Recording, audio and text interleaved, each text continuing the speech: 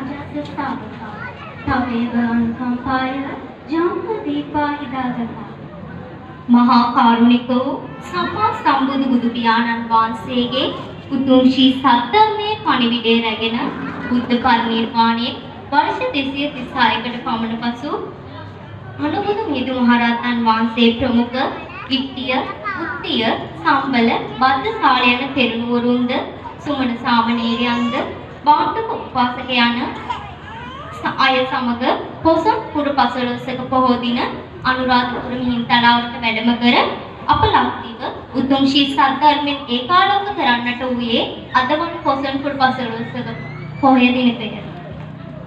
ඒ නිසාම අප සිතට නැගෙනුවේ මිහිඳුන් හිමියන්ගේ ශ්‍රී ලාංකීය සම්ප්‍රාප්තිය.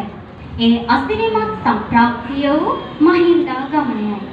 සිංහල ජන සමාජය තුළ මහත් වූ වෙනසක් සිදු කරන්නට මහින්දාගමනය නව ආගමික හා සංස්කෘතික පසුබිමක් ගොඩනැග